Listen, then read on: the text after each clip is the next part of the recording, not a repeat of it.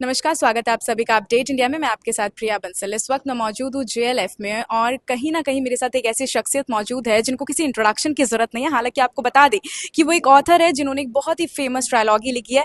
वो है the immortal of Meluha, the Shiva trilogy, जिसमें 3 बुक्स हैं। और हमारे साथ मौजूद हैं अमीश त्रिपाठी जी। अमीश त्रिपाठी जी, आपका सबसे पहले तो बहुत बहुत स्वागत है। नमस्ते नमस्ते प्रिया जी, और आपके देखने वालों को हमारा नमस्कार।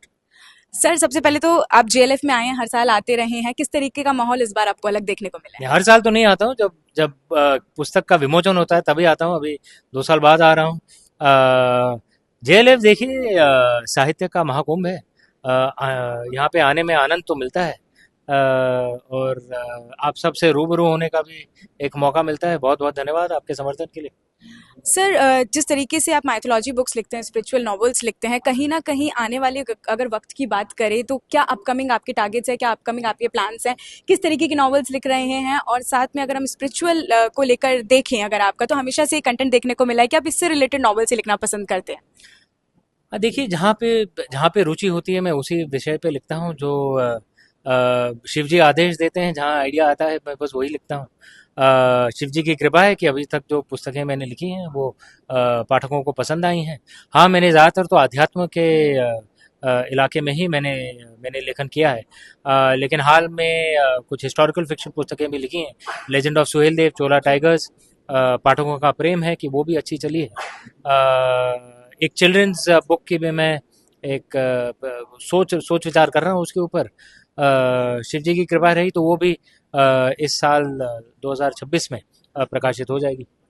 क्या लगता है कि जो आज का युवा है कहीं न कहीं अध्यात्म की और स्पिरिचुअलिटी की ओर जाता हुआ नज़र आ रहा है? क्योंकि अगर पिछले सालों की बात करें तो लोगों में कहीं न कहीं उत्साह देखने को मिला है। कहीं न कहीं जो युवा है वो ये जानना चाहते हैं कि हमारा अध्यात्म, हमारी जो संस्कृति है वो कैसी रही है। तो क्या लगता है आपको कि आज का युवा उतना इंटरेस्ट दिखा रहा है या फिर नहीं? बहुत देखिए, मेरे ज़्यादातर जो पाठक हैं वो युवा पीढ़ी के हैं। तो उनसे मिलने का मुझे अवसर मिलता है, उनसे बहुत सीखता हूँ। उन्हें रुचि तो है अध्यात्म में, और जिस तरह से दुनिया इतनी तेज रफ्तार से बदल रहा है, शायद अध्यात्म की ज़रूरत भी पड़ती है।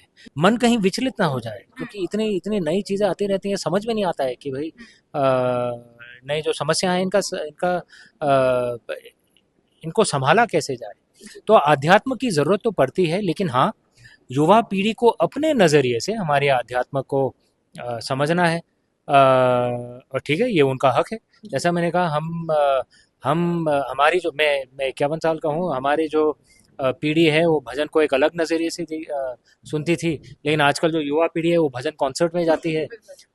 वही पुराने भजन होते हैं, लेकिन कुछ नए वेस्टर्न बीट्स उसमें ऐड कर दिए जाते हैं। वो नाचते भी हैं उसमें, और भाई कुछ, हाँ, लेकिन कुछ लोग कहते हैं अरे ये क्या हो रहा है। लेकिन मैं कहता हूँ भाई, हमारी परंपरा से जुड़ तो रहे हैं, ठीक है, अपने अंदाज से जुड़ रहे हैं, लेकिन जुड़ तो रहे हैं, तो इसमें बुरी बात क्या है?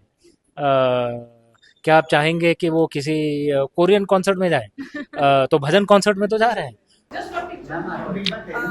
सर, बहुत अच्छी कॉन्वर्सेशन लगी आपके साथ। Thank you so much for thank you, connecting in our channel. Thank you, thank you, बहुत बहुत धन्यवाद आपका। तो ये थैंक थे यू। हमारे साथ अमीश त्रिपाठी। उन्होंने बताया कि किस तरीके से जो युवा है आज का वो अध्यात्म की ओर बढ़ते हुए साफ दिखाई दे रहा है, और क्या कुछ उन्होंने कहा आपने सुना। ऐसे ही आपके लिए लेटेस्ट अपडेट आपके लेकर आते रहेंगे। मैं आपके साथ प्रिया बंसल, अपडेट इंडिया चैनल।